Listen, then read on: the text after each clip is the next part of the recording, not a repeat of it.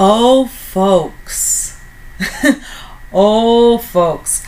All right. So, as I said last night, I told you that I was going to give you a much more comprehensive analysis of the judge's brief that he had to file when he overturned Brendan Dassey's conviction.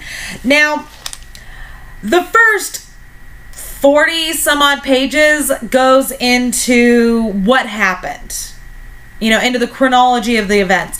It goes through the initial investigation, the investigation of Brendan Dassey.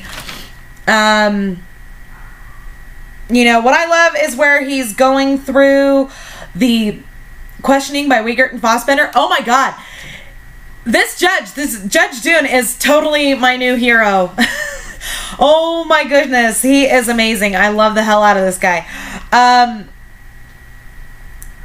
He goes through the questioning and the coercion of Brendan and how all of that fucking went down.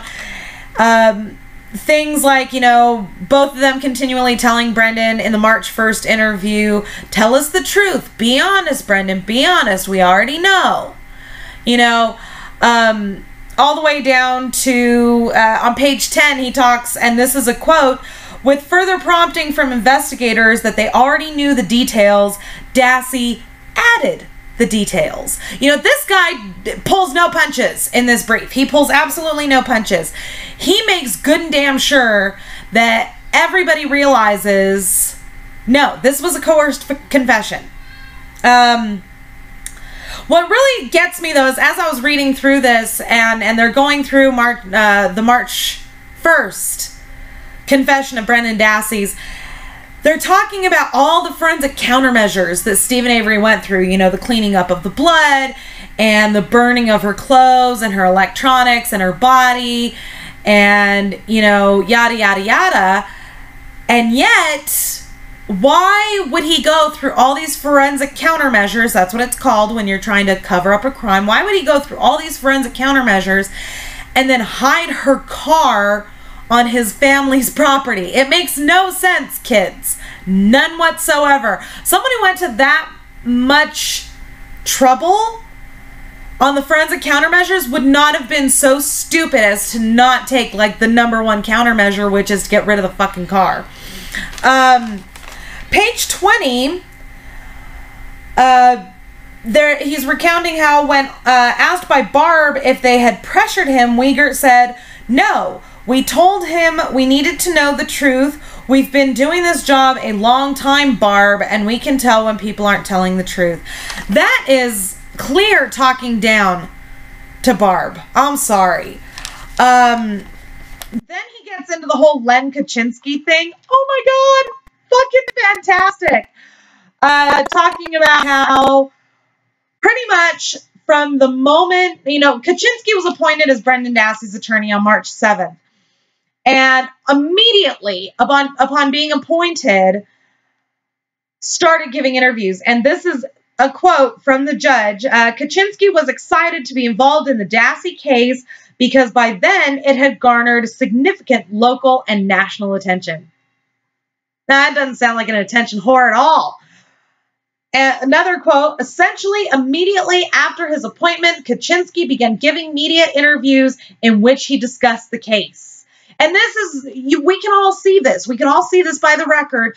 Pretty much the day he's appointed, he calls up a local news outlet and gives a phone interview. Here's the thing, kids. Again, lawyers are bound by certain ethical standards, and Kaczynski blew through every single last one of those standards. It was ridiculous and almost scary. Because how could somebody who's been an attorney as long as he had been not understand that this was not okay? You can't plead ignorance on this. It was intentional. Then they state how the first time he met with Brendan Dassey was on March 10th. Brendan told Kaczynski at that time that none of his statement was true and he wanted to take a polygraph. After the meeting, Kaczynski told the media that Dassey was sad, remorseful, and overwhelmed. See, the usage of that word remorseful indicated already that Kaczynski was telling the media and the public as a whole that Brendan Dassey was responsible for this. He never once acted as a defense attorney. He only ever acted as an agent for the prosecution. Oh, yes. This part, though, was my personal favorite. That the reason that Kaczynski gave for talking to the media was as communication to both Dassey and his family so that he could get them accustomed to the idea that Brendan might take a legal option that they don't like. You were talking to the media to communicate to the Dassey family? Who the fuck do you think you're bullshitting, Kaczynski? Seriously. This is why you meet with the family privately in an office. You don't fucking communicate with the family through the media, ass. Over the next few days, nearly all of Kaczynski's work on Dassey's case involved communicating with local and national media outlets. Anybody noticing a pattern with Kaczynski? On 3/17, Kaczynski appeared on Nancy Grace, stating if the recording is accurate and admissible, there is quite frankly no defense. By the time he appeared on Nancy Grace, he had been Dassey's attorney for a week. Okay? And yet, had not watched the March 1st interview at all. He had 1 week, had not watched the interview. The only thing he had done was read the criminal complaint. And yet he gave numerous interviews in that 7-day time frame. In subsequent interviews, Kaczynski said that the interrogation techniques used by Wiegert and Fassbender were pretty standard and quite legitimate. No, Kaczynski, you're talking out your ass. And here's the funny thing. When he said this, the interrogation itself wasn't under fire yet. See, that's something that an investigator would call a forensic countermeasure. He was trying to beat them to the punch. And in this whole time, he had spent 1 hour talking to Brendan, but 10 hours talking to media in 3 weeks. In the first 3 weeks of his appointment, as Brendan Dassey's attorney, he had spent 1 hour talking to Brendan and 10 hours talking to the fucking news. Okay, so on April 3rd, Dassey once again stated that he was innocent and wanted to take a polygraph. This is when Kaczynski hired O'Kelly. After that, the judge gets into the whole O'Kelly fiasco. And then, here's the thing, kids, is this brief is about 90 pages long and it's super dense.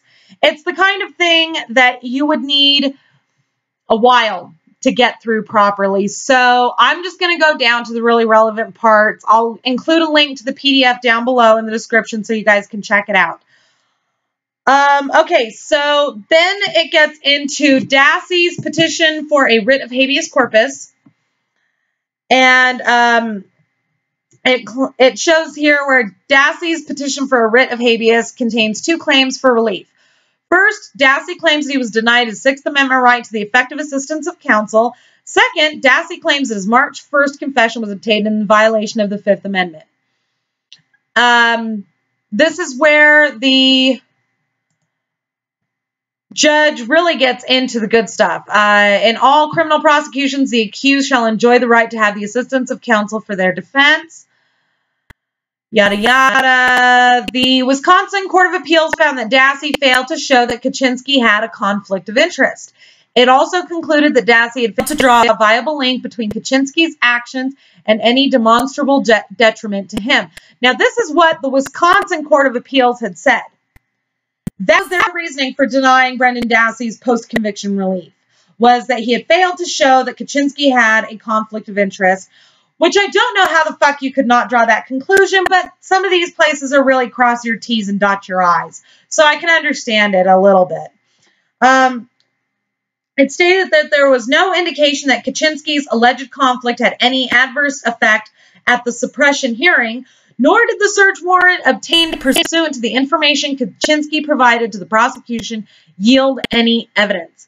Which, I'm sorry, but that's total bullshit. That was outright bullshit on the part of the appellate court. The Court of Appeals concluded that voluntary statements obtained even without proper Miranda warnings are available to the state for the limited purposes of impeachment and rebuttal. They're talking about the phone call that Brendan made shortly after Wiegert and Fassbender interrogated him at the jail. So let's get into the really good stuff here, kids. Let's see. In its decision granting Kaczynski's motion to withdraw from the case, the trial court found Kaczynski's performance was deficient under Strickland when he allowed investigators to interrogate Dassey without an attorney present. On appeal to the Wisconsin Court of Appeals, however, rather than seeking relief under Strickland, Dassey sought relief under the more forgiving Sullivan standard, arguing that Kaczynski acted under a conflict of interest when he assisted the prosecution in obtaining evidence against Dassey. Dassey argued that Kaczynski's conflict of interest adversely affected him because it led to Kaczynski's failure to attend the May 13, 2006 interrogation. That uncounseled interrogation led to Dassey's recorded phone call with his mother, which was used to his detriment at trial. So basically, here's the thing, guys, okay? As I've told you before, yes, this is going to be a long video. I don't apologize. It was a long brief. Okay, so when you're filing an appeal or really any kind of a motion in court, you have to cite legal precedent. What this is you are citing specific cases in the history of the United States legal system that set the standard for that specific issue. In this case, Brendan Dassey's attorney cited the Sullivan case, which had a bit of a different definition on what constituted conflict of interest on Kaczynski's part. However, this is why the Wisconsin Supreme Court, the Wisconsin Court of Appeals had denied his appeal, was because under the Sullivan standard, under the definition of the Sullivan case, when it comes to conflict of interest, it didn't really fit Kaczynski's behavior. However, had they filed under the Strickland standard, it definitely should have been granted and more than likely would have been granted. That's what the judge is saying here. Now, the Wisconsin Court of Appeals found that Dassey failed to show that Kaczynski had a conflict of interest. It also concluded Dassey had failed to draw a viable link between Kaczynski's actions and any demonstrable detriment to him. It stated that there was no indication that Kaczynski's alleged conflict had any adverse effect at the suppression hearing, nor did the search warrant obtained pursuant to the information Kaczynski provided to the prosecution yield any evidence. It did acknowledge that the jury did view a brief video clip of Dassey's post-interview telephone conversation with his mother. Significantly, though, the state properly introduced it only to rebut Dassey's testimony on direct that the acts to which he had admitted didn't really happen and that his confession was made up. Essentially, the Wisconsin Court of Appeals screwed the pooch. That's essentially what's going on here, kids. Now, it gets a lot into the May 13th telephone call and what's going on there. You can go ahead and go in and read through that. Let's see here. Sorry, kids. This is a lot of notes. Okay, so it moves on down and it starts talking about the citing of an appellant.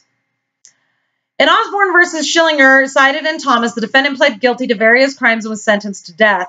The Court of Appeals for the 10th Circuit affirmed the district court's decision to grant Osborne's petition for a writ of habeas corpus.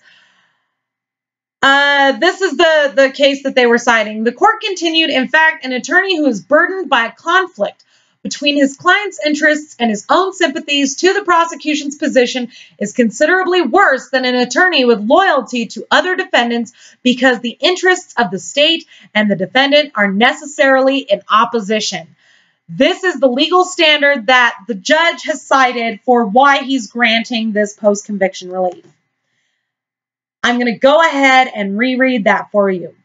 An attorney who is burdened by conflict between his client's interests and his own sympathies. Clearly the case when it came to Kaczynski. Clearly Kaczynski could give a fuck about his client, but cared more about the prosecution's version of events.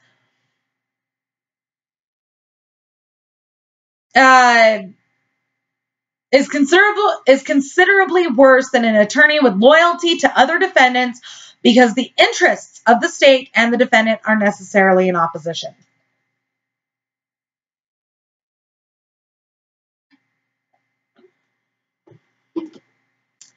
This is very important, kids, because this is the judge showing his true, really what, he's officially condemning what Kaczynski did, essentially. So let's keep on going.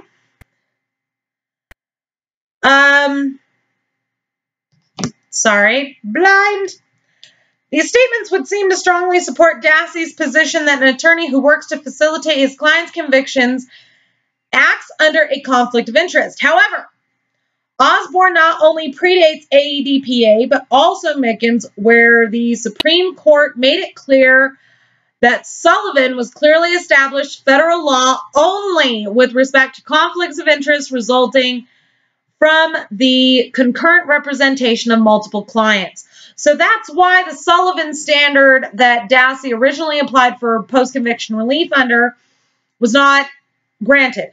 It really was not relevant in this case. Kaczynski wasn't defending Stephen Avery and Brendan Dassey. He was only defending Brendan Dassey, and that's so, him representing both of these gentlemen didn't result in a conflict of interest, and that's what the Sullivan ruling would have covered. Dassey's only discussion of Strickland in the Wisconsin Court of Appeals in the context of Kaczynski's actions was when he asserted even Strickland itself establishes that when defense counsel breaches the duty of loyalty, as Kaczynski, and this is a quote directly from the judge, as Kaczynski unquestionably did here, then he operates under a conflict of interest governed by Sullivan. So that's where that all stands here. Now, I could go through all of this. It goes into the voluntariness of Dassey's March 1st confession. The United States Supreme Court has long held that certain interrogation techniques, either in isolation or as applied to the unique characteristics of a particular suspect, are so offensive to a civilized system of justice that they must be condemned under the Due Process Clause of the 14th Amendment. And that's actually what the judge is citing here to allow Brendan to be released. This whole interrogation violated his 5th and 14th Amendment rights. This includes the sort of means that are revolting to the sense of justice, such as beatings and other forms of physical and psychological torture. But the Constitution prohibits far more than barbaric and torturous conduct. Indeed, more subtle police pressures, such as false promises of leniency, may render a confession involuntary. This is as cited in the United States versus Villalpando. If the confession is the product of deceptive interrogation tactics that have overcome the defendant's free will, the confession is involuntary. And that is what the judge is citing here, is that repeatedly, Wiegert and Fassbender told Brendan, it's going to be okay. If you just tell us what's going on, it'll be all right. We'll go to bat for you. We'll take care of you. We won't leave you hanging. We won't leave you out in the cold. We've got you. We've got you. These promises of leniency, which is essentially what that was. That was, if you just tell us what we want to hear, you'll be all right. That's exactly what renders a confession involuntary. It goes on to, in determining whether a defendant's will was overborne in a particular case, the court has assessed the totality of all surrounding circumstances, both the characteristics of the accused and the details of the investigation. The voluntariness of juvenile confessions must be evaluated with special care. Relevant factors include the length of the interrogation. its continuity, the defendant's maturity, education, and as recounted by the Court of Appeals, the state trial court found the following facts regarding Dassey's March 1st confession. Dassey had a low average to borderline IQ, but was in mostly regular track high school classes, was interviewed while seated on an upholstered couch, never was physically restrained, and was offered food, beverages, and restroom breaks, was properly Mirandized, and did not appear to be agitated nor intimidated at any point in the questioning. Investigators used normal speaking tones with no hectoring, threats, or promises of leniency, prodded him to be honest as a reminder of his moral duty to tell the truth, and told him they were in his corner and would go to bat for him to try to achieve a rapport with Dassey and to convince him that being truthful would be in his best interests. The Court of Appeals held that these findings of fact were not clearly erroneous. It noted that investigators are permitted to make statements that encourage honesty and do not promise leniency. Moreover, investigators may assert that they knew facts of which they did not actually have knowledge. The truth of the confession remained for the jury to determine. However, Dassey argues that during the March 1st interrogation, the investigators repeatedly fed him facts, including facts that were not publicly known. Such fact-feeding could suggest Dassey's confession was not reliable. Thus, as a preliminary question, the court considers whether the reliability of Dassey's confession is a factor that the court should take into account when assessing whether Dassey's confession was voluntary under the totality of the circumstances. So what they're saying here is while the Court of Appeals found that there was no coercion, it is very obvious that there was coercion and that the Court of Appeals was merely trying to cover their own ass. Intuitively, one would not expect Dassey to provide the level of detail he did on March 1st had he not been involved in the events he described. The prosecution emphasized as much in its closing argument. People who are innocent don't confess in the detail provided to the extent the defendant provided it. They don't do that. Research, however, shows that some people do make detailed confessions to crimes they did not commit. Dassey's post-conviction hearing, Moreover, false confessions are especially likely among juveniles and persons with low IQ, of which Brendan Dassey was both. And the mere fact that the Wisconsin Court of Appeals refuses to acknowledge that is extremely disturbing to me. Because it's almost like they are feeling the need to cover the asses of those who fucked them over in the first place. Which is just, it's quite frankly just bullshit on many levels. All right. The prosecution emphasized the details Dassey provided were corroborated by other evidence. However, the details that Dassey provided were predominantly either matters that had been publicly disclosed or could be readily surmised from those facts. For example, long before Dassey's March 1st confession, it had been reported in the media that Halbach's Rob 4 was found in the salvage yard, partially concealed by branches and a car hood. Their remains were found in the Avery's burn pit, along with remnants of clothing, and that Avery had burned tires on the night Halbach was last seen.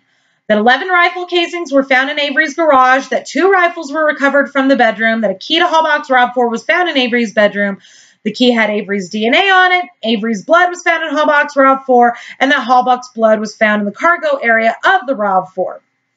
We won't even get into all of that. I'll save that for a future video.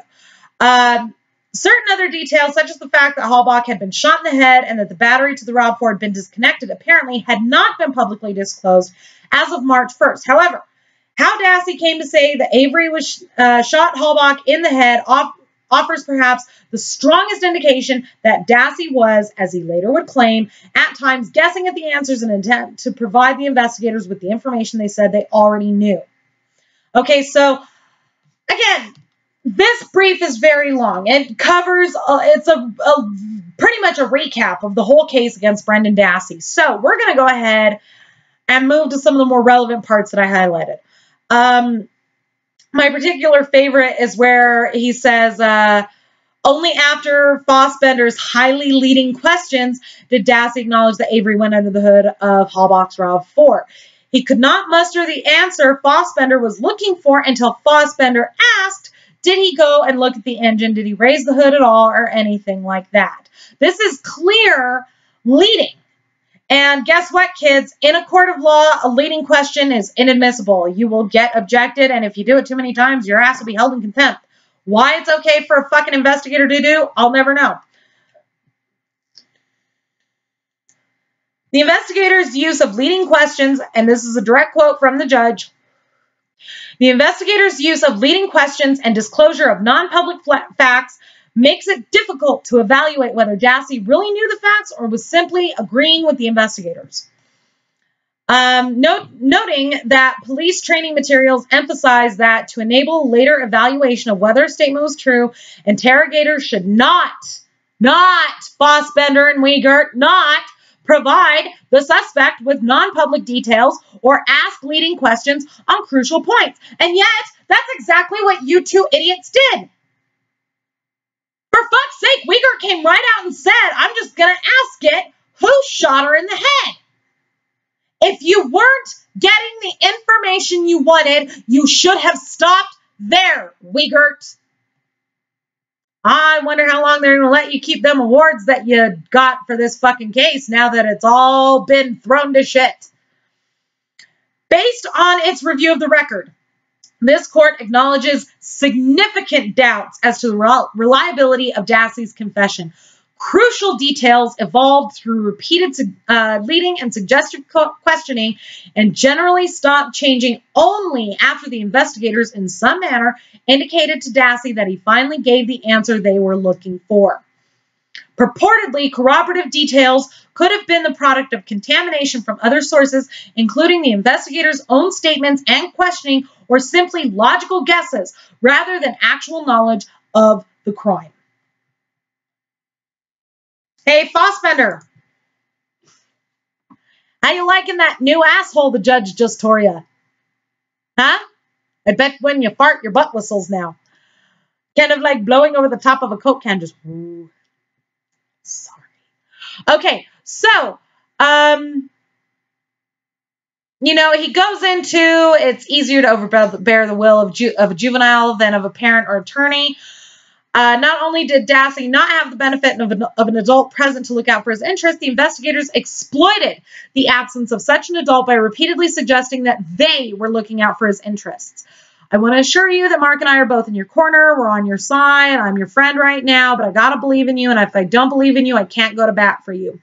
In the interview just 2 days earlier on February 27th, where Dassey was also unaccompanied by an adult, Fassbender went even further, talking about the kids that he had. You know, we all remember that. Consistent with this paternalistic approach, Wiegert repeatedly touched Dassey's knee in a compassionate and encouraging manner during the March 1st interview. In one instance, Wiegert put his hand on Dassey's knee, leaned forward, and said reassuringly and encouragingly, "We already know, Brendan. We already know. Come on, be honest with us. We already know. It's okay. We're going to help you through this, all right?" He later did this again while saying, "Brendan, I already know. You know we know. Okay? Come on, buddy. Let's get this out." Moreover, Dassey's borderline to below average intellectual ability likely made him more susceptible to coercive pressures than a peer of higher intellect. So essentially, you know, the judge here is, he's pissed. I'll put it that way. It's really simple. The fact that Wiegert and Fassbender exploited Dassey's lack of a strong paternal figure and used that against him by being reassuring, telling him it's okay, we've got you covered, buddy, don't worry. All of that was coercive. Although Dassey did attend regular education classes, he received special education support services, yada, yada, yada. So let's just get down to the good stuff, because I know you guys are probably like, okay, Casey, shut the hell up. We can all read this for ourselves, for fuck's sake. So, okay, so the Supreme Court has long recognized that a false promise is a powerful force in overcoming a person's free will. A confession, in order to be admissible, must be free and voluntary. That is, must not be extracted by any sort of threats or violence, nor obtained by any direct or implied promises, however slight, nor by the exertion of any improper influence. Consequently, a false promise of lenience is an example of forbidden interrogation tactics, for it would impede the suspect in making an informed choice as to whether he was better off confessing or clamming up. That's from United States versus Stadfield. Go ahead and look that up. Fascinating reading. More than merely assuring Dassey that he would not be punished if he admitted to participating in the offenses, the investigators suggested to Dassey that he would be punished if he did not tell the truth. And yes, he actually puts the truth in quotation marks. I love it. However, because the investigators' assertions that they already knew what happened were often false, the truth to the investigators was often merely whichever of Dassey's versions of events they eventually accepted. Thus, as long as Dassey told a version the investigators accepted as the truth, he was led to believe he had no fear of negative consequences. But if the investigators did not accept as true the story Dassey told them, he was told there would be repercussions. Of course he's going to tell them whatever the fuck they want to hear at that point, kids. This kid has no idea what's going on. He's basically being told, whatever you're telling us is unacceptable, and what you're telling us, because it's unacceptable, you're going to be punished for it, so you better tell us something that is acceptable, or you're going to be in trouble. I mean, come on! What kind of horse shit is this?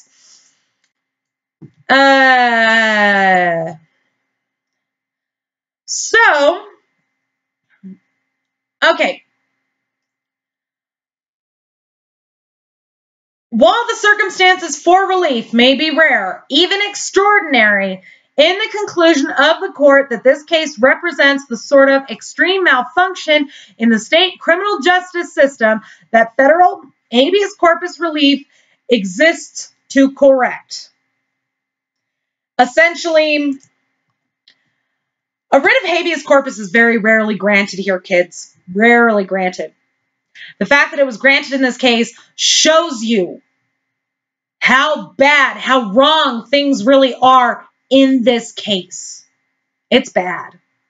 I mean, okay, here's a little exercise. Go onto Google and Google how many writ of habeas corpus petitions have actually been granted in the last 10 years. And that number should tell you a lot about how rare this actually is. So the fact that it was actually granted in this case shows you how serious this situation really is. A confession is like no other evidence. Indeed, the defendant's own confession is probably the most probative and damaging evidence that can be admitted against him. A confession can be so decisive and so profoundly prejudicial in the adversarial process as to make the other aspects of a trial in court superfluous. Having thoroughly reviewed the trial transcript, this court has no difficulty concluding that the admission of Dassey's confession was not a harmless error. Dassey's confession was, as a practical matter, the entirety of the case against him on each of the 3 counts. Having thoroughly reviewed... Oh, hold on. Although Kaczynski's misconduct was indefensible, the United States Supreme Court has never accepted arguments such as those Dassey makes here as a basis for relief under Sullivan. Therefore, federal law prohibits the court from granting Dassey habeas relief on the first claim he presented to this court. However, this is where it gets good, kids. The state courts unreasonably found that the investigators never made Dassey any promises during the March 1st interrogation. The investigators repeatedly claimed to already know what happened on October 31st and assured Dassey that he had nothing to worry about. These repeated false promises, when considered in conjunction with all relevant factors, most especially Dassey's age, intellectual deficits, and the absence of a supportive adult, rendered Dassey's confession involuntary under the 5th and 14th Amendments. The Wisconsin Court of Appeals' decision to the contrary was an unreasonable application of clearly established federal law. It is therefore ordered that Brendan Dassey's petition for a writ of habeas corpus is granted. The respondent shall release Dassey from custody unless within 90 days of the date of this decision, the state initiates proceedings to retry him. In the event the respondent files a timely notice of appeal, the judgment will be stayed pending disposition of that appeal. Signed, William Duffin, U.S. Magistrate Judge. Boom, bitch. Okay, so now to answer a few questions. Number 1, I've actually had this question. Can Dassey be released on bond? Oh, look, you're seeing a younger son. Can Dassey be released on bond? No. because no bond has been ordered in this case. Okay, that's point number one. We're just going to adjust this here. Bond has not been ordered in this case, so therefore, no, Dassey cannot go home on bond. However, considering that the confession was the entirety of the case against Brendan Dassey, there's really nothing that the prosecution could use to charge him again. Doesn't mean that they won't try, but I doubt that they will. And if they do, I mean, they've already got enough egg on their face. Come on now. Now, he is not released yet. He will not be released for another 90 days, unfortunately. But that does mean that he'll be home for Christmas. Yay, Brendan! People have asked me, will this help Stephen? Yes, absolutely. In fact, I'm not so sure that Zellner didn't do this on purpose. Something tells me that Zellner knew that this ruling was going to come down. And that must be why she asked for an extension. Not because she needed the extra time to put her shit together, but because she wanted the timing to be absolutely perfect. And it is.